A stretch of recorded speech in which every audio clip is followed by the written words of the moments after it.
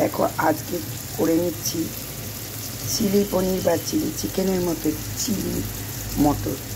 এর জন্য ক্যাপসিকাম, পেঁয়াজ, টমেটো তাকে আমি তেলে ভেজে নিয়েছি।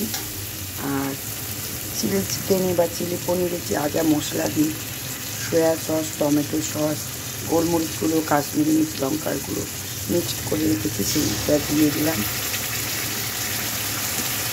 আর মটরগুলোকে অ্যারারুট আর দুল ময়দা, গোলমরিচ গুঁড়ো, কাশ্মীরি মির্চ, লঙ্কার গুঁড়ো আর জাস্ট একটু হিং আর একটা ডিম দিয়ে ম্যারিনেট করে চিলি চিকেন বা চিলি পনির যেরকমভাবে ভেজে নিই সেরকম করে ভেজে রেখে দিয়েছি। এবার এই মশলাটা কষা হয়ে আসলে এর মধ্যে আমি এইগুলো দিয়ে দেবো, যাতে খুব একটা জল দেবে না। এটা একটু অন্যরকম রান্না। এটা আমি একটা ইউটিউবের এক বোনের কাছ থেকে শিখেছি। এতে কেমন হবে সেটা বলতে পারছি না, কারণ এটা প্রথমবার আমি ট্রাই করছি, তাই আমি নিজেও জানি না খেতে এটা কেমন হবে। করে দেখি কেমন হবে, তবে আশা করছি ভালোই হবে। প্লিজ তোমরা আমার চ্যানেলটিকে সাবস্ক্রাইব করে দিও আর কমেন্ট করো, তাহলে আমি নতুন নতুন রেসিপি দিতে তোমাদেরকে খুব ভালো লাগবে। কারণ কেউ যদি কমেন্ট না করে, কেউ যদি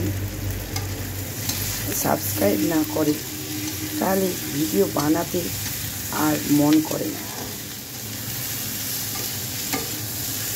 কারণ একটা ভিডিও বানাতে যথেষ্ট পরিশ্রম লাগে। প্লিজ তোমরা একটু কমেন্ট করো।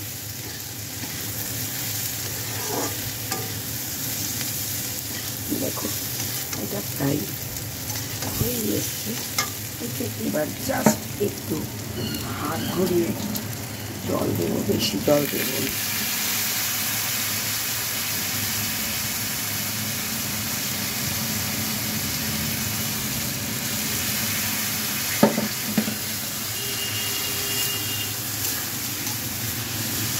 আর লবণটা আমি যখন এই ক্যাপসিকাম আর পেঁয়াজ টমেটো ভাজছিলাম তখনই লবণ আর দিয়ে দিয়েছিলাম।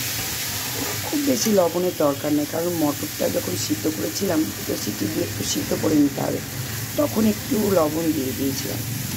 যার জন্য খুব বেশি লবণ দিইনি, কারণ খুব বেশি লবণ দিলে লবণ হয়ে যাবে। দেখো এটা প্রায় রেডি, একদম দেখতে চিলি চিকেনের মতো বা চিলি পনিরের মতো হয়ে গেছে। তোমরা একবার ট্রাই করে দেখতে পারো, মনে হচ্ছে খেতে বেশ ভালোই হয়।